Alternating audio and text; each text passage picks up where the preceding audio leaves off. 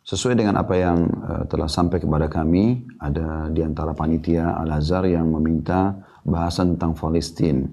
Dan memang di beberapa hari yang lalu kita sempat dihebohkan dan ini sering kita dengarkan tentang bagaimana penjajah Yahudi berusaha untuk terus mengganggu kaum muslimin dengan berbagai macam penyerangan. Bahkan sampai pada tingkat pembunuhan, pemerkosaan, ya, bahkan yang menjadi korban, yang dibunuh anak-anak kecil yang tidak punya dosa dan juga warga sipil. Dan ini akhirnya teman-teman sekalian membuat kaum muslimin tergerak untuk membantu dengan doa, membantu dengan harta, termasuk di Indonesia Masya Allah yang selalu saja ada bentuk kepedulian yang ditunjukkan oleh kaum muslimin dalam doa, ya, dalam permohonan dan permintaan kepada pemerintah agar memiliki sikap, dan pemerintah kita juga sudah mengambil sikap yang cukup bijak berhubungan dengan masalah Palestina ini. Maka teman-teman sekalian ada pertanyaan sebenarnya, ada apa dengan Palestina dan ada apa dengan Yahudi? Kenapa kita umat Islam harus peduli dengan Palestina ini? Mungkin kurang lebih berkisar di pertanyaan-pertanyaan inilah kita akan membuka tema kita. Saya akan mulai teman-teman sekalian dengan kaum Yahudi. Tentu kalau kita ingin rincikan secara etimologi, makna Yahudi, terminologinya, ini akan panjang. Maka saya akan langsung saja memaparkan apa yang disampaikan oleh langsung Allah Subhanahu wa Ta'ala, sumber yang tidak akan mungkin ada kekeliruan dan kesalahan, Tuhan alam semesta. Dengarkan bagaimana Allah Subhanahu wa Ta'ala menggambarkan tentang kaum Yahudi yang sedang menjajah warga atau masyarakat muslim di Palestina. Teman-teman bisa buka surah Al-Maidah, surah nomor 5 ayat 82. Perhatikan bagaimana Allah kekalkan dalam firman-Nya, dan ini tidak akan mungkin berubah karena Allah tidak kekalkan dalam Al-Quran, kitabnya, yang merupakan kalamullah atau perkataan Allah, kecuali memang ini adalah informasi yang valid. Sekali lagi Al-Maidah, teman-teman silakan buka aplikasi Al-Qurannya, surah nomor 5 ayat 82. Allah menggambarkan tentang Yahud dan menyebutkan ya, nama mereka Yahudi ini. A'udzu billahi minasyaitonir rajim, latajidanna ashaddun nasi adawatan lilladina amanu al-yahuda walladina asyraku. Al-ayah. Saya katakan al-ayah karena sampai situ saksi bahasan kita, karena kita sedang ingin membahas masalah kaum Yahudi. Allah mengatakan, kalian pasti akan mendapatkan orang yang paling keras permusuhannya terhadap orang-orang beriman adalah Yahudi dan orang-orang yang berbuat kesyirikan. Orang-orang yang membuat kesyirikan. Ya, sekali lagi teman-teman yang belum membuka, silakan dibuka surah Al-Maidah, surah nomor 5, ya, ayatnya ayat 82. Ya. Allah berfirman, saya ulangi, A'udzu billahi minasyaitonir rajim, la tajidanna ashaddan nasi adawatan lilladina amanu al-yahuda walladina asyraku. Al-ayah. Sesungguhnya kamu dapati orang-orang yang paling keras permusuhannya terhadap orang-orang beriman adalah orang-orang Yahudi dan orang-orang musyrik. Jadi memang Allah kekalkan permusuhan mereka yang sangat keras terhadap orang-orang beriman. Bukan hanya kita dan bukan hanya teman-teman kita di Palestina sekarang. Bahkan kepada Nabi Muhammad SAW pun mereka memusuhinya. Nanti akan kita gambarkan melalui hadis-hadis Nabi sallallahu alaihi wa ala alihi wa sahbihi wasallam. Begitu juga dengan surah Al-Maidah juga ayat 64. Ya. Mereka teman-teman sekalian digambarkan oleh Allah Subhanahu wa Ta'ala. Jadi masih surah yang sama tapi kita mundur ya ke ayat 64-nya. Bukan hanya manusia yang mereka protes. Bukan hanya manusia yang mereka berlaku sewenang-wenang. Orang-orang Yahudi melampaui batas, bahkan berani memprotes Allah Subhanahu wa Ta'ala, dan bahkan memberikan penilaian-penilaian negatif terhadap sang pencipta Allah. Padahal mereka yakin itu adalah Tuhan mereka. Perhatikan Al-Maidah surah yang sama ayatnya 64. A'udzu billahi minasyaitonir rajim. Wa qalatil yahudu yadullahi maglulah. Gullat aydihim wa lu'inu bima qalu bal yadahu mabsutatani yunfiku kaifa yasha' ولا يزيدن كثيرا منهم ما أنزل إليك من ربك طغيانا وكفرا وألقينا بينهم العداوة والبغضاء إلى يوم القيامة كلما أوقدوا نارا للحرب أطفأها الله ويسعون في الأرض فسادا والله لا يحب المفسدين. Ini perhatikan, Allah gambarkan Yahudi, orang-orang Yahudi berkata, tangan Allah itu terbelenggu. Bisa bermakna mereka mengatakan Allah itu pelit. Allah mereka protes. Sebenarnya tangan mereka lah yang dibelenggu dan mereka lah yang dilaknat disebabkan apa yang telah mereka katakan itu. Dilaknat artinya diangkat berkah hidupnya. Tidak demikian, tetapi kedua-dua tangan Allah terbuka. Dia menafkahkan atau memberikan rezeki sebagaimana dia kehendaki. Dan Al-Quran yang diturunkan kepada Muhammad dari Tuhanmu sungguh-sungguh akan menambah kedurhakaan dan kekafiran bagi kebanyakan di antara mereka. Mereka tidak akan pernah beriman. Susah sekali beriman. Ya. Jangankan di zaman sekarang. Di zaman Nabi Muhammad SAW dihitung jari orang Yahudi yang masuk Islam. Ya. Dan kami telah timbulkan permusuhan dan kebencian di antara mereka sampai hari kiamat. Setiap mereka menyalakan api peperangan, Allah memadamkannya dan mereka berbuat kerusakan di muka bumi dan Allah tidak menyukai orang-orang yang membuat kerusakan. Perhatikan di sini, Allah mengatakan kekal dalam Al-Quran setiap mereka menyalakan api peperangan. Artinya mereka terus akan menyalakan api peperangan dengan orang-orang beriman. Tapi Allah memadamkannya. Kayak kasus sekarang, beberapa hari mereka menyerang, tiba-tiba disoroti oleh seluruh dunia bahkan. Bukan cuma oleh kaum muslimin. Dan mereka suka sekali membuat kerusakan di muka bumi. Dan Allah tidak suka kerusakan. Begitu juga teman-teman sekalian, bagaimana Allah subhanahu wa ta'ala menggambarkan mereka dalam surah Al-Fatihah yang sering kali teman-teman baca ya. Kita baca, A'udzubillahi minasyaitonirrajim, ihdinas siratal mustaqim, tunjukkanlah kami jalan yang lurus. Lalu kita bilang apa? Siratal ladzina an'amta alaihim ghairil maghdubi alaihim waladdallin. Tunjukkanlah kami Allah jalan-jalan yang lurus. Jalan orang-orang yang telah engkau berikan nikmat kepada mereka. Maksudnya para nabi-nabi dan pengikut-pengikut yang beriman para nabi-nabi tersebut. Bukan jalan-jalan orang yang telah engkau murkahi. Dan juga orang-orang yang sesat. Ghairil maghdubi alaihim, orang yang murkahi. Kata Abdullah bin Abbas, sahabat Nabi yang mulia ini radhiyallahu anhuma. Dia dengan ayahnya sahabat mengatakan mereka adalah Yahud. Allah murka pada mereka karena mereka tahu Allah, tahu Rasulullah SAW, tahu Al-Quran. Bahkan dalam ayat lain Allah mengatakan, A'udzubillahi minasyaitonirrajim, ya'rifunahu kama ya'rifun abna'ahum. Mereka mengenal Nabi Muhammad SAW. Mereka mengenal Al-Quran sebagaimana mereka mengenal anak mereka sendiri. Bayangkan teman-teman sekalian, kita tidak mungkin lupa wajah anak kita. Ya. Walaupun baru lahir kemudian ya, sempat hilang, kita bisa mengenal anak kita. Subhanallah, orang tua diberikan oleh Allah SWT kemampuan untuk itu. Ya. Apalagi kalau sudah dewasa, sudah jelas gitu. Maka kita perlu garis bawahi bahwasanya mereka mengenal Nabi Muhammad SAW, mereka mengenal Al-Quran, Allah gambarkan sebagaimana mereka mengenal anak-anak mereka. Tapi mereka tidak mau beriman.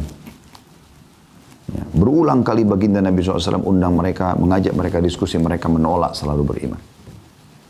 Makanya Allah murkah pada mereka. Maghdubi alaihim. Kemudian teman-teman sekalian, juga mereka mengatakan Allah itu miskin. Bayangkan. Ini bukan perkataan saya. Allah berfirman. Dan mereka membunuh para nabi-nabi utusan Allah kalau mereka tidak suka. Itu sifat orang Yahudi. Al-Quran yang berbicara. Silakan dibuka. Surah Al-Imran. Surah nomor 3 ayat 181. Sekali lagi surah Al-Imran, surah nomor 3 ayat 181. A'udzu billahi minasyaitonir rajim. Laqad sami'allahu qawla alladhina qalu innallaha faqirun wa nahnu aghnia. Sanaktubu ma qalu wa qatlahumul anbiya'a bighairi haqqin wa naqulu dhuqu 'adzabal hariq. Artinya, Allah telah mendengar orang-orang Yahudi yang berkata Allah itu miskin dan kami kaya. Bayangkan.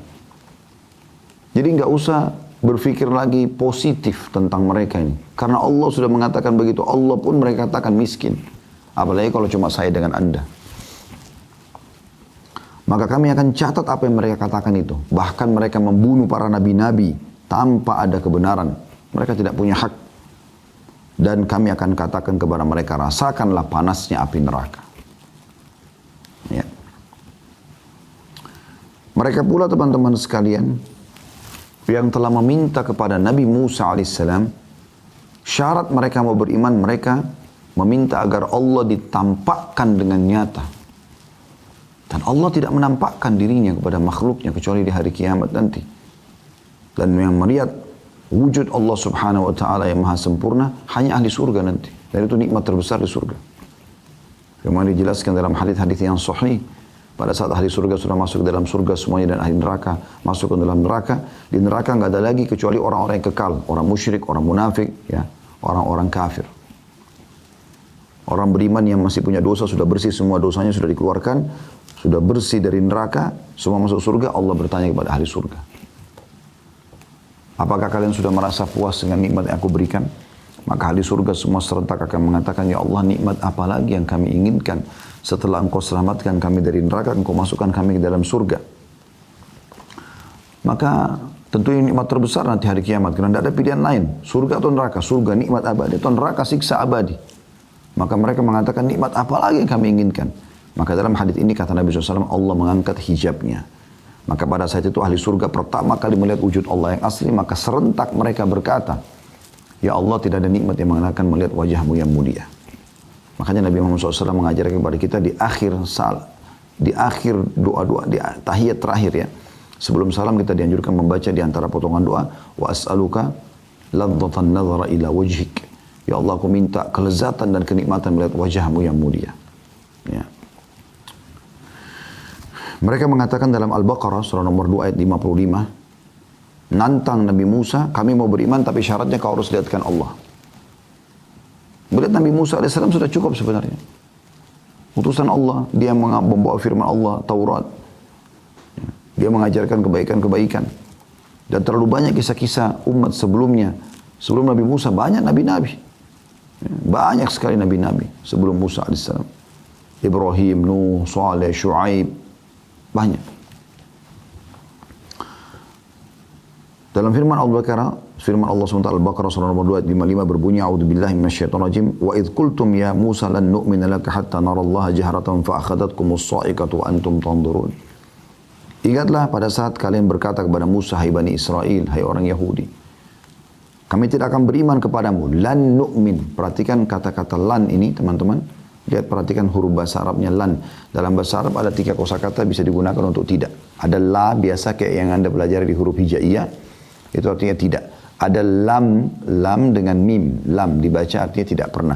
Ada lan, lam dengan nun. Lan artinya tidak akan pernah. Mereka mengatakan apa? Lan nu'mina laka. Kami tidak akan beriman padamu hai Musa. Hatta narallaha jahra. Sampai kami melihat Allah secara nyata. Maka Allah mengatakan kami pun menyambarkan petir kepada kalian. Sementara kalian melihat. Jadi yang meminta itu disambar petir oleh Allah SWT. Dimatikan depan teman-temannya semua. Dan sekian banyak teman-teman sekalian ayat-ayat Al-Quran yang menggambarkan tentang orang-orang Yahudi ini. Tapi di sini kita cukupkan. Ini bagaimana Allah menggambarkan. Jadi tidak usah kita yang gambarkan lagi. Begitulah Allah gambarkan musuh kaum muslimin ini. Ya. Sekarang kita lihat bagaimana dalam hadis-hadis Nabi sallallahu alaihi wa ala alihi wa sahbihi wasallam. Kita mulai dengan hadis Bukhari, pengakuan Abdullah bin Salam radhiyallahu anhu, salah satu pendeta Yahudi. Orang ini menghafal Taurat dan dianggap orang yang paling alim di antara pendeta Yahudi di Madinah pada masa itu. Dia datang kepada Nabi SAW lalu masuk Islam. Perkataan pertama Abdullah bin Salam radhiyallahu anhu setelah masuk Islam, dan ini jarang sekali terjadi. Ini betul-betul orang yang mau ikutin hati nurani dari Yahudi bisa seperti ini. Dia mengatakan, wahai ya Rasulullah, jangan sampaikan ke Yahudi tentang masuk Islamku sampai Anda mengundang mereka dan mengajak mereka untuk masuk Islam. Karena sesungguhnya Yahudi itu kaum yang suka berkhianat. Ini perkataan pendeta mereka dalam hadis Bukhari. Hadis yang sahih. Maka Nabi SAW mengundang beberapa pendeta Yahudi. Di antaranya Huyai bin Akhtab. Ini salah satu pendeta Yahudi juga yang dikenal, ya, yang mati dalam keadaan kufur. Dan anaknya, Sofia binti Huyai, itu menjadi istri Nabi SAW pada saat pembebasan Khaybar nantinya. Yang jelas teman-teman sekalian, dipanggillah mereka oleh Nabi SAW, lalu Nabi SAW berkata pada mereka, hai Yahudi, masuk Islam lah. Kalian tahu, aku ini utusan Allah. Kalian tahu Al-Quran benar.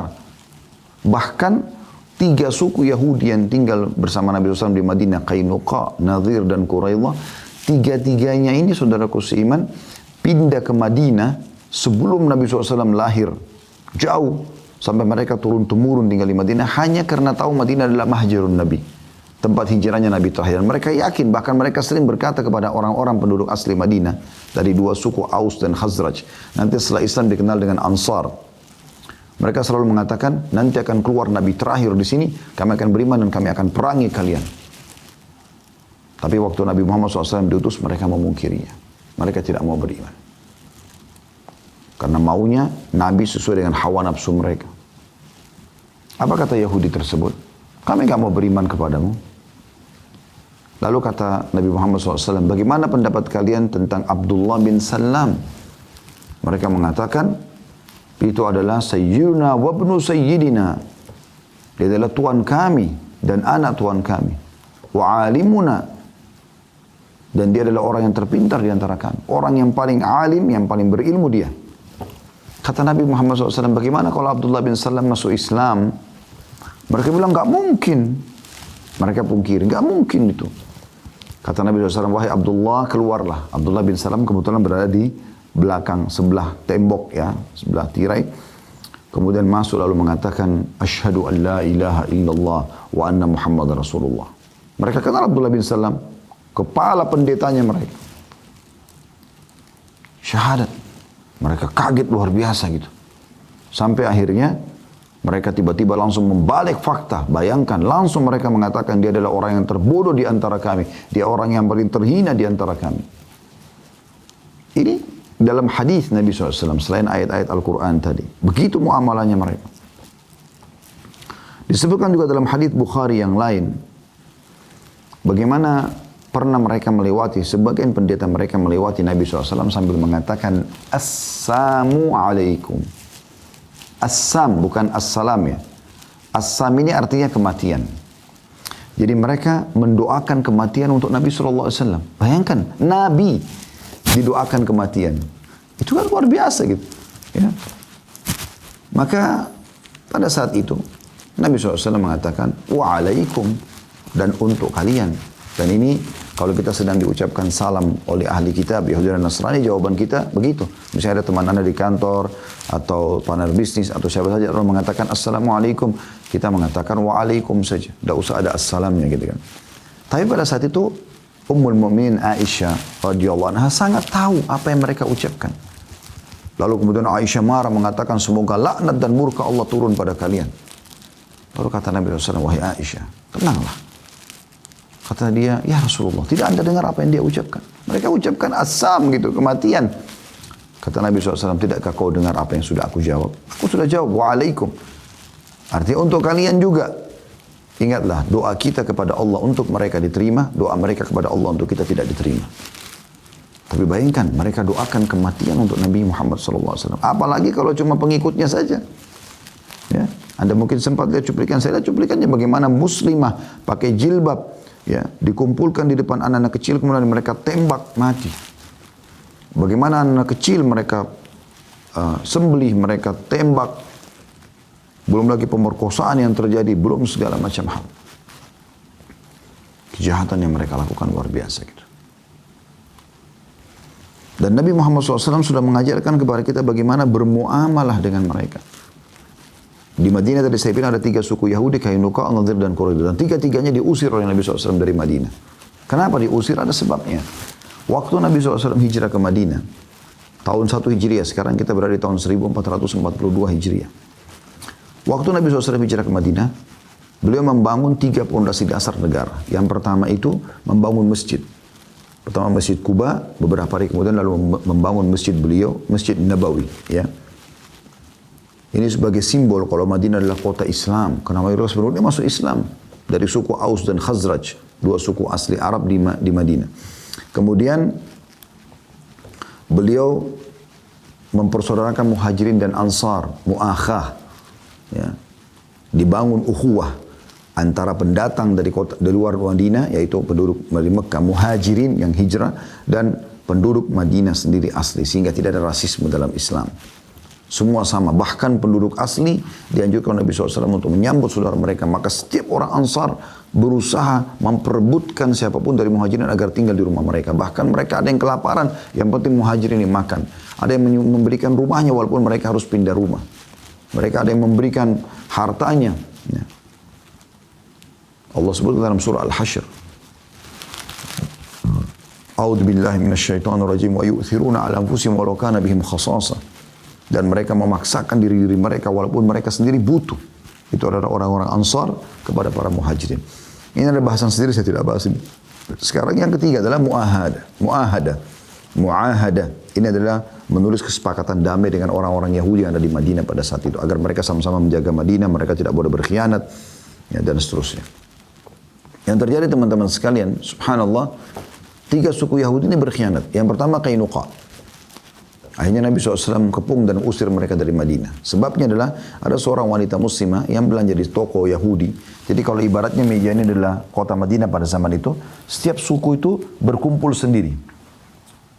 Dan mereka punya benteng, mereka ya buat tembok besar. Di dalam itu pemukiman mereka juga ada pasar mereka. Pagi hari mereka buka pintu gerbang, siapa saja boleh masuk. Dan nanti ada tembok besarnya Madinah yang melindungi semuanya. Ya. Begitu keadaan di zaman Nabi SAW. Maka pada saat itu teman-teman sekalian, ada satu muslimah sahabat Nabi belanja di pasar Yahudi. Waktu dia masuk ke pasar itu, pemilik toko Yahudi ini menggoda agar muslimah ini membuka cadarnya atau membuka hijabnya. Jadi dia tolak. Nah Yahudi ini nakal, dia mencantolkan sebuah besi tajam sehingga tanpa disadari oleh sahabat ini, kemudian pada saat dia bergerak sobek bajunya, kelihatan auratnya. Maka si pemilik toko menertawakan hal tersebut dengan teman-temannya.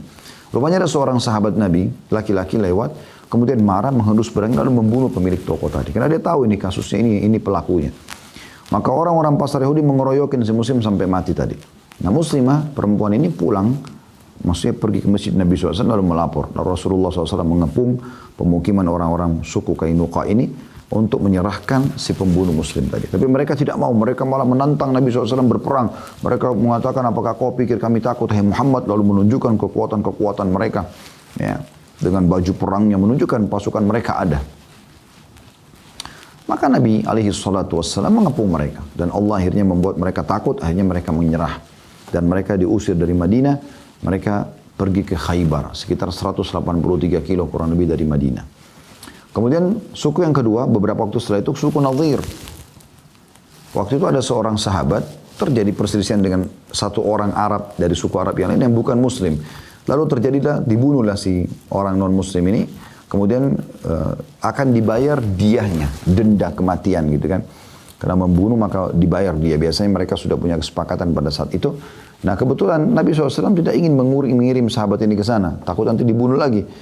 Nah, sekutu dari suku Arab ini adalah suku Nadhir. Maka Nabi SAW ke suku Nadhir, mengantarkan uang dia, mengatakan ini tolong sampaikan ke mereka. Para pendetanya diskusi mengatakan, baiklah tunggulah sebentar hai Muhammad. Mereka dengan tidak sopan, tidak mengajak Nabi SAW ke sebuah tempat yang Nabi SAW bisa duduk nyaman. Mereka biarkan Nabi nunggu di dekat sebuah rumah.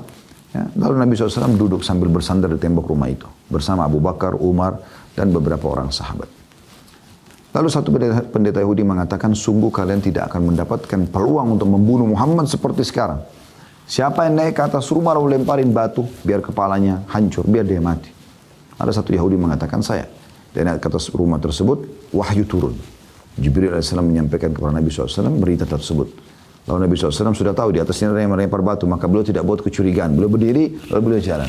Sampai beberapa sahabat yang bersama beliau pun, Ridwanullah alaihim, Abu Bakar, Umar, Talha dan beberapa sahabat tidak tahu. Masalah Zubair, bukan Talha. Ya, tidak tahu Nabi SAW mau kemana. Tapi karena lama nunggu mereka pun pulang. Mereka pulang ke masjid Nabi SAW, mereka temukan Nabi sudah siapin pasukan. Kenapa ya Rasulullah begini ceritanya? Maka Nabi SAW mengepung lagi benteng Nadhir. dan meminta yang di atas rumah itu yang mau membunuh berikan kepada kami. Karena mereka tidak mau makan, mereka menentang perang Nabi SAW, maka Allah permalukan mereka. Allah permalukan mereka. Diceritakan dalam surah Al-Hasyr, kemudian Allah pun mengeluarkan mereka dari benteng-benteng mereka dan meninggalkan itu untuk ghanimah bagi muslimin. Kemudian mereka pergi ke Khaybar. Rupanya dua suku ini tidak tinggal diam. Ya. Mereka lah setelah itu mendatangi beberapa suku-suku Arab, kurang lebih tahun 5 atau tahun 6 Hijriah, yang terkenal nanti sebab perang Khandak atau perang Parit, ya. Itu atau dikenal juga dengan perang Ahzab. Surah nomor 33 dalam Al-Quran, surah Al-Ahzab menceritakan masalah itu. Jadi mereka keluar mengajak orang-orang Arab yang memang belum masuk Islam dan mereka tidak suka dengan Islam untuk mengeroyoki Madinah. Termasuk mereka datang kepada Quraisy, dan Quraisy termasuk orang yang atau suku yang paling banyak menyumbang pasukan sampai 4.000 orang. Ghatafan, suku yang lain juga 4.000 orang, sudah 8.000. 2.000-nya sisa ada sebagian dari Yahudi, sebagian dari suku-suku Arab yang lainnya. Nanti setelah perang Khandak, perang Parit ini, Nabi SAW menyerang mereka satu persatu sebagai hukuman gitu ya. Yang jelas mereka datang dengan 10.000 pasukan dan semuanya berkuda. Pemicu utamanya adalah dua suku Arab ini, Qainuqa dan Nadhir. Nah, satu suku Yahudi yang lain, Quraidah, tidak mau ikut-ikutan. Mereka tetap di Madinah, mereka mau tetap damai bersama Nabi SAW. Tapi karena digoda oleh dua suku ini, datang utusannya dan mengatakan, kalian untuk apa berpegang pada kesepakatan damai sama Muhammad? Lihat 10.000 pasukan sudah datang. Bentar lagi kita akan hancurkan Madinah dan kalian akan berkuasa. Ayo kita bagi-bagi aja. Ayo kita bagi-bagi aja Madinah ini. Ya. Maka akhirnya Quraidah pun berkhianat. Intinya Allah SWT setelah 43 hari mereka mengepung Madinah, mengusir mereka dengan angin yang kencang dan membuat ya terjadinya kacau balau di pasukan mereka sehingga mereka pulang, bubar semuanya, dan akhirnya Quraidah pun dihukum oleh Nabi SAW, dikepung. Ya, karena mereka berkhianat, maka semua kaum laki-lakinya dihukum mati pada saat itu. Ini muamalah yang Nabi SAW sampaikan. Tapi selama mereka tidak berkhianat, maka Nabi SAW tidak pernah melanggar damai. Bahkan Nabi SAW pernah diundang makan dan datang. Gitu kan? Mereka lah yang berusaha teman-teman sekalian untuk meracuni Nabi SAW. Meracuni Nabi SAW di perang Khaybar. Ya. Pada saat muslimin sudah menang, menembus benteng-benteng mereka, maka ada satu wanita yang sepakat dengan pendeta Yahudi untuk menaruh racun. Dan mereka tahu Nabi SAW sangat gemar makan paha kambing. Apa yang mereka lakukan teman-teman sekalian? Ya, mereka meletakkan nampan, satu nampan yang ada roti gandumnya itu ada paha kambing, dan mereka tahu ini Nabi paling gemar, dan juga ini sahabat juga tahu ini kesukaan Nabi SAW. Mereka berikan nampan-nampan yang banyak, yang lain tidak ada semua paha. Maka sahabat melihat nampan tersebut, mereka mendahulukan Nabi SAW. Dan pada saat itu sudah 3 hari para sahabat kehabisan makanan sebelum menembus benteng Khaybar ini. Intinya disiapkanlah makan, sahabat menunggu Nabi SAW. Memulai pada saat Nabi mencuil dagingnya, ya, dan masukkan ke dalam mulut, tiba-tiba Nabi SAW mengatakan, hentikan tangan kalian. Hentikan tangan kalian.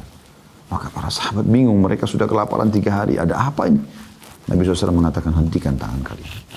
Setelah hentikan, kata Nabi SAW, panggilkan pendeta-pendeta Yahudi. Tidak panggil. Begitu datang mereka, teman-teman sekalian, apa yang terjadi? Nabi SAW menanyakan kepada mereka 3 pertanyaan. Yang pertama, Nabi bilang dulu, ya ma'asyiral Yahud, antum musaddiqi in sa'altukum an syai'. Hai orang Yahudi, kalian jujur enggak kalau saya tanya sesuatu? Kata orang-orang Yahudi, tentu saja. Maka kata Nabi SAW, siapa kakek kalian? Kebetulan orang-orang Yahudi di Madinah 3 suku ini, Qainuqa, Nadhir, dan Quraidah. Ya.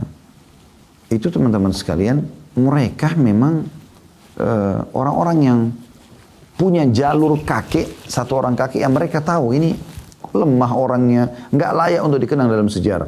Itu pertimbangan orang Yahudi. Maka mereka alihkan nama, ganti nasab mereka ke orang Yahudi yang lain dikenal dengan perkasanya gitu. Dan tidak ada yang tahu. Orang Yahudi pun banyak tidak tahu. Tapi Nabi SAW tahu melalui wahyu. Nabi SAW tanya mereka sebagai pertanyaan jebakan nih. Siapa kayak kalian? Mereka mengatakan Fulan bin Fulan, orang yang dianggap kuat itu. Kata Nabi SAW, kalian telah bohong. Kakek kalian Fulan bin Fulan, yang kalian hapus nasabnya. Kaget mereka. Dari mana Nabi SAW tahu ini? Mereka diam. Lalu Nabi SAW tanya lagi, hai Yahud, antum musaddiqi in sa'altukum an syai'.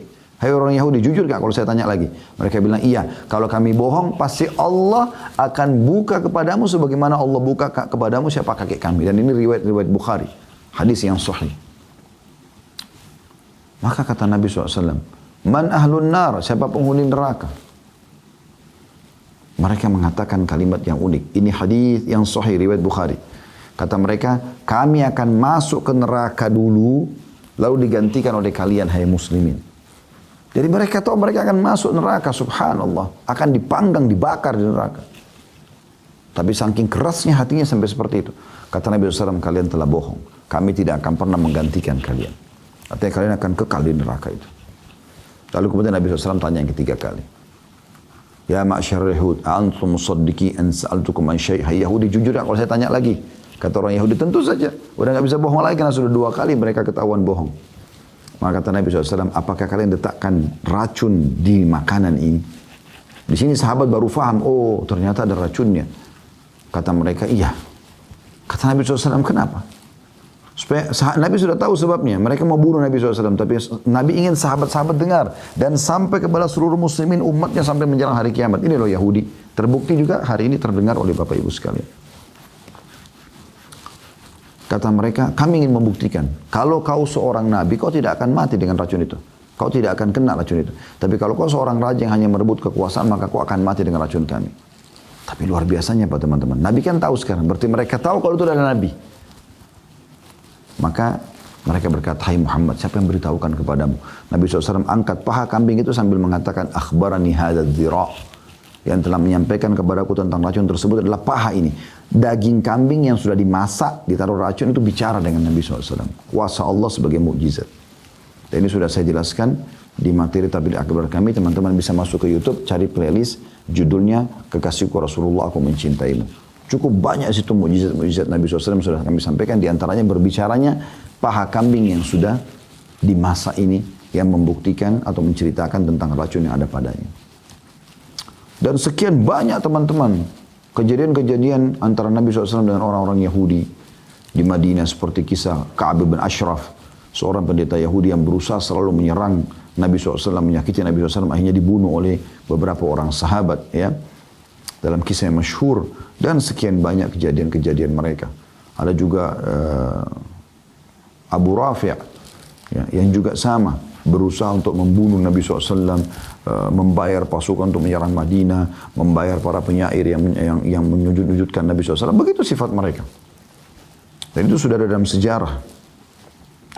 Begitu juga teman-teman sekalian, kisah masyhur dari seorang pendiri sekte Syiah dan Khawarij, dua kelompok ini sekaligus didirikan oleh Abdullah bin Saba, seorang Yahudi dari Yaman yang pura-pura masuk Islam di zaman Uthman bin Affan.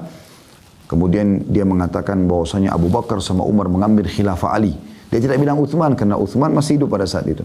Maka Uthman menangkapnya dan mengeluarkan dari kota Madinah. Tapi ternyata dia buat gemuruh dari luar Madinah. Dicarilah orang-orang yang masih lemah imannya dari orang-orang Badui. Digerakkan kemudian mendemo, datang mengepung rumah Uthman bin Affan. Sampai terjadilah pembunuhan Uthman bin Affan radhiyallahu anhu. Dan dia pendiri sekte Syiah ini, dia yang mengatakan bahwasanya ya, setelah Uthman terbunuh, bahwasanya di zaman khilafahnya Ali, Abu Bakar, Umar dan Uthman mengambil khilafah Ali. Maka Ali marah dengan dia. Ali mengatakan, dari mana kau katakan setelah ditangkap? Saya sendiri tidak pernah bilang itu. Maka dia bilang, memang saya yakin begitu. Kata Ali, kau harus bertaubat. Ya. Kalau enggak, kau akan saya cambuk 80 derah hukuman terhadap pendusta, penyebar berita bohong. Maka dia mengatakan, ya, saya tidak mau. Kata Ali, kalau kau tidak mau, saya akan hukum mati kamu. Karena kau melanggar pemerintah. Ya. Kata dia, kalau kau bunuh saya, kau adalah Tuhan. Maka Ali hukum mati. Yang sampai sekarang kuburannya di Iran dipuja-puja. Padahal sebenarnya dia adalah historinya seperti ini. Ya. Dan dialah pemicu juga kelompok Khawarij. Ya, yang keluar dari Ali radhiyallahu anhu pada saat ya, terjadi cekcok. Sebenarnya bukan cekcok ya. Mereka yang membuat merekayasa cerita terjadinya antara Muawiyah sama Ali radhiyallahu anhu, bahwasanya mereka akan saling berperang dan akhirnya terjadilah kekacauan pada saat itu. Kisah yang cukup panjang, nanti itu ada bahasan sehingga Anda bisa kembali ke penyampaian kami.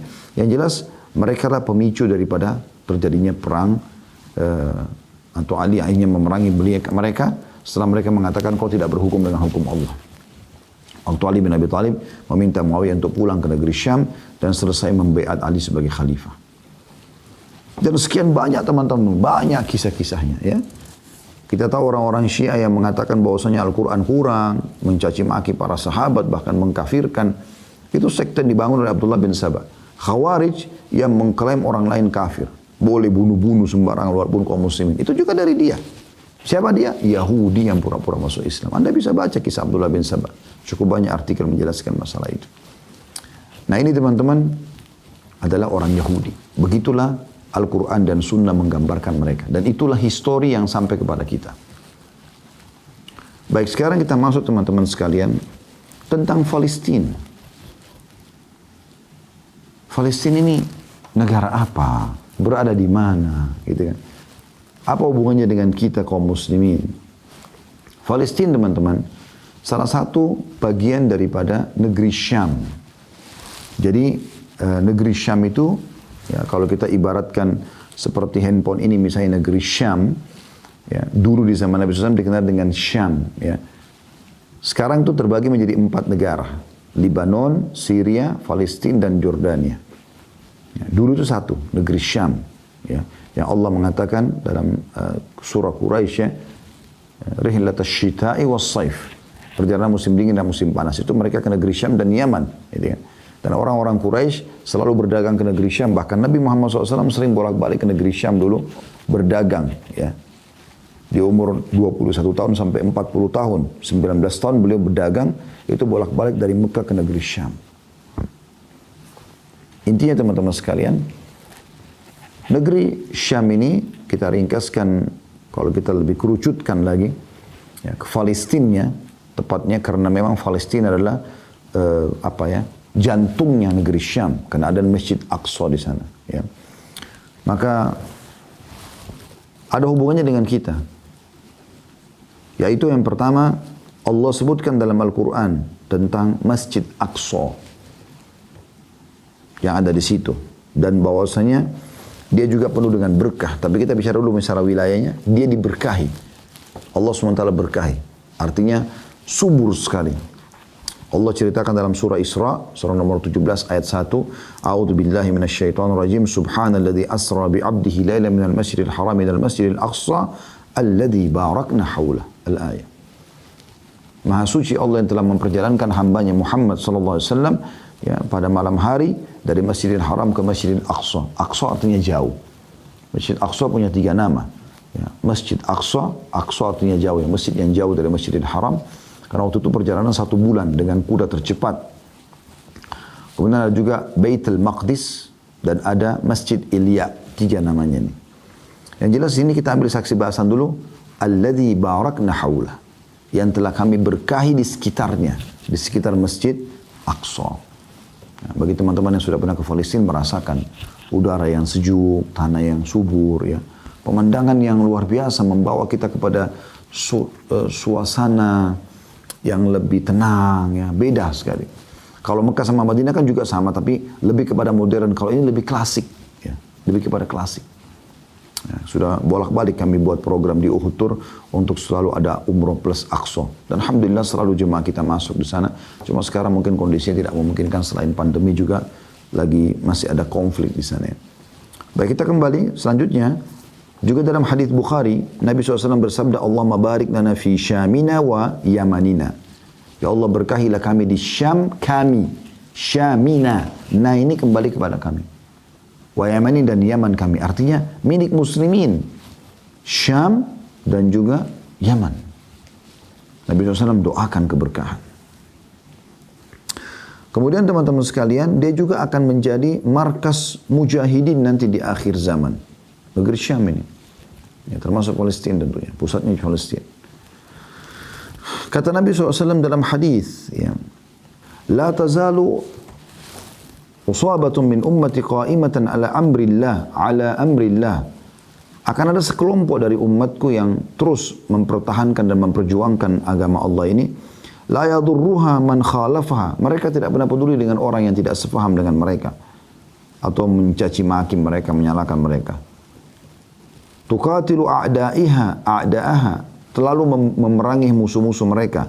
Kullama dhahabat harbun nushibat atau nashibat harbun qaumin akharin. Setiap kali peperangan selesai maka akan terjadi peperangan lagi yang lain. Yarfa'illahu qauman wa yarzuquhum min. Allah SWT meninggikan derajat mereka dan memberikan rezeki mereka dari musuh-musuh mereka itu. Hatta ta'tiyahumus sa'ah, sampai nanti kiamat terjadi. Lalu ya, dijelaskan hum ahlus Syam, mereka adalah penduduk negeri Syam, jantungnya adalah Palestina. Ini bukan berarti Palestina tidak akan aman, bukan. Karena kan 70 tahun lalu lah kurang lebih Yahudi berkuasa di situ. Tapi sebelumnya dikuasai oleh kaum muslimin, nggak ada masalah, gitu kan. Cuma memang ada saja ya upaya Yahudi untuk merebutnya, dan ini dimaksudkan oleh sabda Nabi SAW tadi. Kemudian kata Nabi SAW dalam hadis yang lain, Inni ra'aitu ka'anna amudal kitaban tuzi'a min tahti wisadati. Aku diperlihatkan seakan-akan kitab ya, ditarik, Al-Quran ditarik dari bawah bantalku. Hadis cukup panjang, inti bahasanya adalah titik-titik, wa innal imana idza waqa'at fitan bisyam. Dan ketahuilah kalau terjadi fitnah di akhir zaman nanti, umat Islam tidak tahu harus kemana, ya selamatkan diri kalian ke negeri Syam. Kita disuruh ke sana. Kemudian juga sabda Nabi SAW, sayasirul amru ila an takunu junudan mujannada. Terus saja perkara mempertahankan Islam ini kalian lakukan sampai akan terbentuk pasukan-pasukan yang menyatukan kalian. Jundum bisyam, ada pasukan di negeri Syam, wa jundum bil Yaman, pasukan di Yaman, wa jundum bil Iraq, dan pasukan di Irak. Kemudian Ibnu Hawala radhiyallahu anhu sahabat Nabi berkata, "Ikhtar li ya Rasulullah." Pilihkan untukku, kalau seandainya aku hidup di zaman itu, dari 3 titik pasukan Islam ini, di mana saya akan ikuti? Apa kata Nabi SAW? Alaika bisyam, fa innahu khiratullahi min ardih. Pilihlah negeri Syam, karena dia adalah bumi Allah yang dipilih atau terpilih. Yajtabi ilaihi khiratahu min ibadih. Dan akan berkumpul padanya hamba-hamba Allah yang terbaik. Fa in abaitum fa alaikum biyamanikum. Kalau kalian masih mau memilih, maka pilihlah Yaman. Setelah itu, wasku min gudurikum. Bertahankan itu. Fa inna Allah azza wa jalla qad tawakkala li bisyami wa ahli. Karena Allah telah menjanjikan kemenangan untukku, untuk negeri Syam dan penduduknya. Hadis riwayat Ahmad.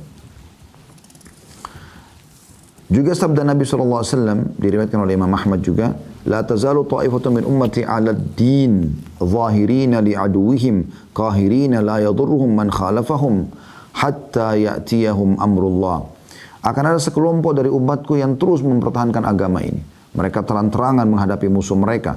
Mereka tegas dan mereka tidak peduli dengan orang yang tidak sepaham dengan mereka. Maksudnya yang berselisih dengan mereka ya. Sampai datang kemenangan dari Allah. Qila ainahum ya Rasulullah. Ditanya, wahai Rasulullah, di mana posisi mereka? Qala sallallahu alaihi wasallam, Baitul Maqdis wa aknafi Baitul Maqdis. Mereka di Baitul Maqdis, ya, di Masjid Aqsanya dan di sekitar Baitul Maqdis. Ini yang sering terjadi konflik, kan Anda dengar di waktu-waktu sekarang ini. Bagaimana kaum muslimin mempertahankan. Itu Palestina. Itu Palestina, ya. Kemudian teman-teman sekalian, ada Masjid Aqsa. Di Palestina tadi, sekarang kita masuk ke Masjid Aqsa. Jadi Anda sudah tahu kenapa Palestina menjadi sebuah kepedulian bagi kaum muslimin. Karena memang itu wilayah kaum muslimin. Bahkan Nabi SAW mengatakan dalam sebuah hadis yang sahih, termasuk tanda-tanda 6 tanda-tanda kiamat adalah terbebaskannya Baitul Maqdis. Itu terjadi zaman Umar radhiyallahu anhu. Setelah mengutus Abu Ubaidah bin Jarrah dan juga Khalid bin Walid ya, ke negeri Syam, kemudian berhasil menembus Baitul Maqdis, ya. Dan akhirnya Umar menerima sendiri kuncinya, dan sampai sekarang di sekitar Masjid Aqsa itu ada pintu mereka tulis gerbang itu tempatnya Umar bin Khattab pada saat menerima kunci dan juga mengerjakan sholat. Intinya teman-teman sekalian, Umar bin Khattab mengutus pasukan ke sana karena memang mengetahui kedudukannya di sisi kaum muslimin, dan itu adalah masjid yang harusnya dipertahankan oleh kaum muslimin. Belum lagi ada Masjid Aqsa. Masjid Aqsa adalah masjid yang kedua dibangun setelah Masjidil Haram Mekah. Abi Dzar radhiyallahu anhu meriwayatkan, beliau mengatakan, wahai Rasulullah, manakah masjid yang pertama kali dibangun di muka bumi? Kata Nabi SAW, Masjidil Haram. Lalu orang itu berkata, Abu Dzar berkata, radhiyallahu anhu, lalu masjid yang mana lagi? Kata Nabi SAW, Masjidil Aqsa. Aku bertanya lagi, berapa lama selisih pembangunannya? Kata Nabi SAW, 40 tahun, 40 sana. Thumma aynama adrakatka as-salah, aynama adrakatka as-salatu ba'd fasalli. Dan ketahuilah, kalau kau sempat ke sana, dimanapun kau solat di lokasi Masjidil Aqsa, solat saja. Ya. Fa innal fadla fi, karena keutamaan tetap kau dapatkan. Jadi Masjid Aqsa itu, teman-teman sekalian, kalau kita ibaratkan meja ini, itu luasnya 14.400 meter. Ya. Dan ini sudah kami jelaskan panjang lebar di buku yang ini ya, Palestina yang terlupakan. Ini saya jelaskan bahkan luas temboknya dari sisi kanan, dari timur, dari barat, ya, maksudnya timur, barat, utara, selatan ya. Intinya luasnya seluruhan adalah 14.400 dan semua tidak dibanguni bangunan fisik ya, tapi itu adalah dianggap bangunan masjidnya. Jadi dimanapun kita sholat walaupun di pelataran tapi dalam tembok itu maka dianggap mendapatkan keutamaan. Hadis riwayat Bukhari, Muslim, Ibnu Majah dan juga An-Nasai. Kemudian yang kedua teman-teman, selain di masjid kedua dibangun, kita juga dianjurkan sholat datang ke sana. Sebagaimana sabda Nabi SAW dalam hadis Bukhari, la tashuddur rihalu illa ila thalathati masajid. Tidak boleh orang jerih payah melakukan perjalanan untuk datang masjid kecuali tiga. Tiga ini keutamanya besar. Masjidil Haram, Masjid Haram di Mekah, wa Masjidil Rasul, Masjid Nabi SAW di Madinah, wa Masjidil Aqsa, dan Masjid Aqsa. Selanjutnya juga kata Nabi SAW, dan ini keutamaan yang luar biasa terhadap sholat di Masjid Aqsa. Dan ini saya selalu motivasi jemaah yang ikut bersama kami, kalau kami lagi umroh plus Aqsa. Dan juga sebab kami menyusun buku ini justru karena itu. Setelah kurang lebih 4 kali saya masuk ke Palestina, dari 6 kali kami usaha masuk, 4 kali masuk, 2 kalinya sempat tertahan oleh pemerintah Israel pada saat itu. Entah alasannya apa. Yang jelas saya sempat pada saat keluar saya ingin tulis buku ini, Palestina yang terlupakan, agar mengajak muslimin supaya datang ke sana, jangan tidak datang.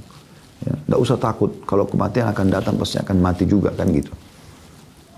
Ini keutamaan yang wajar untuk dikejar. Perhatikan apa kata Nabi SAW dalam hadis riwayat Ibnu Majah. Lamma faraga Sulaiman bin Daud min bina'i Baitul Maqdis. Pada saat Sulaiman bin Daud alaihi wassalam, Nabi Sulaiman alaihissalam selesai merenovasi Baitul Maqdis, sa'alallah thalathan. Dia minta kepada Allah 3 hal. Hukman yusadifu hukmah. Dia berharap agar keputusan dia sesuai dengan keputusan Allah. Jadi Nabi Sulaiman alaihissalam berharap kalaupun wahyu belum turun, apapun yang dia sampaikan maka Allah sudah setujui. Kemudian yang kedua, mulkan la yanbaghi li ahadin min ba'di, dan dia minta kerajaan tidak layak untuk orang setelahnya. Dan yang ketiga, ini saksi bahasan kita, wa alla ya'tiya hadzal masjid ahadun la yuridu illa shalah illa sholata fihi illa kharaja min dzunubika ka yaumi waladathu ummu. Dan tidak ada orang yang datang salat ke Masjid Aqsa itu ya, kecuali dia akan dibersihkan dari dosanya seperti baru dilahirkan oleh ibunya. Ini luar biasa. Dan ini secara umum masuk dalamnya sholat sunnah atau sholat wajib.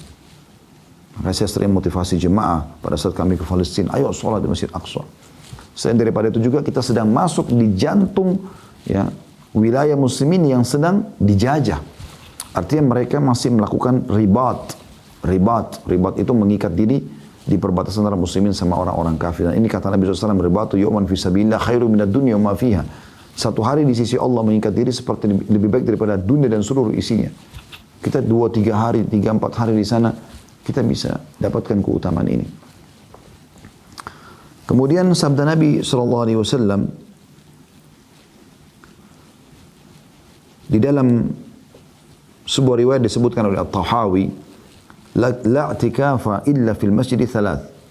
Tidak ada i'tikaf yang mengalahkan pahala 3 masjid ini. Masjidil Haram, Masjidil Nabi SAW, Masjid Baitul Maqdis. Masjid Haram Mekah, Masjid Nabi SAW, dan Masjid Aqsa. Juga dalam hadis riwayat Ahmad, kata Nabi SAW, liman la yastati' shalah fi Baitul Maqdis, beliau bersabda, khusus untuk orang yang tidak bisa salat, falyuhdi ilaihi zaitan yusraju fihi fa inna man ahda lahu kana kaman shalla fi. maka dia menyumbangkan minyak. Jadi di zaman dulu itu ada minyak zaitun mereka pakai, ditaruh sumbu, nanti mereka jadikan penerangan. Karena minyak zaitun bisa tahan lama, ya. Kata Nabi SAW, dia nyumbang minyak supaya menerangi Baitul Maqdis.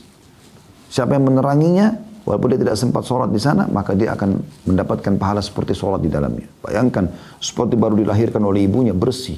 Jadi orang Palestina punya keutamaan luar biasa. Setiap hari mereka bisa dapat keutamaan ini kalau mereka sholat di sana. Sholat 5 waktu, sholat sunnah, sholat duha, sholat malam. Ya. Apalagi Baitul Maqdis dibuka. Kita pun mau sholat tahajud bisa. Ya. Walaupun di depan pintu gerbang itu dijaga oleh tentara-tentara Yahudi, ya. Tentara-tentara Yahudi. Dan ini juga hadis digunakan oleh sebagian ulama, dikatakan bahwasanya dia ya menandakan dianjurkan untuk merenovasi, ya, menyumbang renovasi di masjid. Nah, dalam Masjid Aqsa itu ada kotak, kita bisa nyumbang, taruh langsung di sana. Dan setahu saya Masjid Aqsa itu dikuasai oleh atau dipegang seluruhnya oleh wilayah atau negara Jordania setelah mereka buat kesepakatan damai dengan orang-orang Yahudi. Jadi ada 200 pegawai staf di situ yang memang dibiayai atau digaji oleh pemerintah Jordania.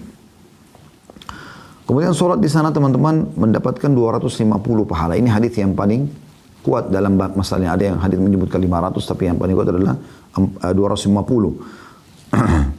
Karena Nabi SAW bersabda, "Salatu fi masjidi hadha afdala min 4 salawatin fi." Salat di masjidku ini lebih afdal 4 kali lipat dibandingkan Masjid Aqsa. Pada saat sahabat lagi berbicara mana lebih baik, salat di Masjid Nabawi atau Masjid Aqsa. Wala ni'mal musallihu, tapi ketahuilah sebaik-baik wala ni'mal musallahu, dan ketahuilah sebaik-baik tempat salat adalah dia, Masjid Aqsa itu. Wala yushikanna ay yakuna lirajuli mithlu siyati qausihi minal ardi haitsu yara minhu Baitul Maqdis khairun lahu minad dunya jami'a. Dan nanti akan tiba waktu di mana seseorang itu walaupun dia cuma punya seperti besarnya busur panahnya, ya kita tahu busur panah mungkin kalau dia melengkung sekitar 1 meter, atau kalau dipanjangkan anggaplah sampai 1,5 meter misalnya, itu dia punya tanah sebesar itu saja. Asal dia bisa melihat Baitul Maqdis, maka itu lebih baik daripada dunia seluruhnya. Hadis riwayat Hakim juga Al-Baihaqi juga At-Tabarani. Ya. Ini keutamaan yang kedua. Yang ketiga, disebutkan dalam Al-Quran sebagai kiblat pertama kaum muslimin. Sebagaimana disebutkan dalam hadis riwayat Ahmad. Ibnu Abbas meriwayatkan radhiyallahu anhuma, karena Rasulullah SAW yusalli wa huwa bi Makkah nahwa Baitul Maqdis. Bahwasanya Nabi SAW sholat di Mekah mengarah ke Baitul Maqdis. Wal Ka'batu baina yadayhi, sementara Ka'bah ada di depan beliau. Wa ba'da ma hajara al-Madinah 16 syahra. Dan setelah hijrah ke Madinah beliau masih sempat menghadap Masjid Baitul Maqdis itu selama 16 bulan. Thumma surifa ila al-Ka'bah, kemudian dialihkan ke Ka'bah. Tentu banyak dari sini saya cukupkan. Kemudian yang keempat, dia adalah tempat mi'rajnya Nabi SAW. Sebagaimana itu sudah kita tahu. Dan kata Nabi SAW dalam hadis riwayat Muslim, utitu bil buraq wa huwa dabbatun abyadun tawilun fawqa al-himari wa dunal bagal. Aku telah didatangkan pada saat malam Isra seekor hewan kuda bernama burak, yaitu hewan berwarna putih yang tinggi badannya antara keledai dengan bagal. Bagal ini peranakan antara kuda sama keledai. Yadha'u hafirahu 'inda muntaha tarfihi, dan dia dihiasi dengan segala macam hiasan, dan dimanapun matanya menatap di situ kakinya sudah tiba. Farakibtu hatta ataitu Baitul Maqdis, saya pun menunggangi lalu saya sampai tiba di Baitul Maqdis. Farabattu bil halqati allati yarbutu bihil anbiya, dan aku mengikatnya di tempat yang biasa para nabi-nabi mengikat kekangan hewan-hewan mereka. Tsumma dakhaltul masjid fa shallaitu fihi rak'atain, lalu aku masuk ke Masjid Baitul Maqdis, lalu aku salat di situ 2 rakaat. Nabi SAW salat di situ. Tsumma kharajtu faja'ani Jibril alaihissalam bi ina'in min khamrin wa ina'in min laban. Lalu aku keluar dari masjid, lalu kemudian Jibril datang membawa kepadaku 2 bejana, bejana dari susu dan bejana dari khamr dan bejana dari susu. Fakhtartul labana, maka aku pun memilih bejana susu. Faqala Jibril alaihissalam ikhtartal fitrah, maka Jibril mengatakan kau telah memilih fitrah Islam. Thumma urija bina ila sama, kemudian kami pun dinaikkan ke langit dari Baitul Maqdis. Yang kelima, tidak akan dimasuki oleh Dajjal, ya. Sebagaimana Nabi SAW bersabda dalam hadis riwayat Ahmad, andartukumul masiha wa huwa mamsuhul ain, aku telah mengingatkan kepada kalian al-masih, maksudnya Dajjal, yang telah terhapus atau rusak matanya. Yasiru ma'ahu jibalul khubus wa anharul ma', dia akan berjalan dengan gunung-gunung roti dan juga sungai-sungai air. Yamkuthu fil ardi arba'ina sabaha. Dia akan tinggal di muka bumi 40 pagi. Ya bulugu sultanu kullu manhal. Maka kerajaannya juga akan sampai kepada seluruh telaga-telaga air atau mata-mata air. La ya'ti arba'atan masajid. Tapi dia tidak akan bisa masuk ke 4 masjid. Al-Ka'bah, Masjid Haram Mekah, Masjid Al-Rasul, Masjid Nabi SAW di Madinah, Masjid Al-Aqsa, Masjid Aqsa, Wat-Tur, dan juga wilayah At-Tur. Ya. Jadi ini teman-teman sekalian, gambaran tentang Baitul Maqdis. Ya. Dan dari apa yang kita sampaikan tadi ini, teman-teman sekalian semuanya, sudah cukup memberikan gambaran kepada kita bagaimana kedudukan Baitul Maqdis, Palestina, dan juga orang-orang Yahudi yang sedang menguasainya. Jadi perlu memang dibahas ya, dan bagaimana kaum muslimin terus peduli, paling tidak menitipkan doanya. Bagi anda yang bisa menitipkan hartanya, bisa dititipkan harta. Dan kami pun di Yayasan Sedekah Karti membuka peluang untuk bersedekah kalau anda mau bersedekah di sana untuk beberapa program di Palestina, insyaallah biidznillah taala.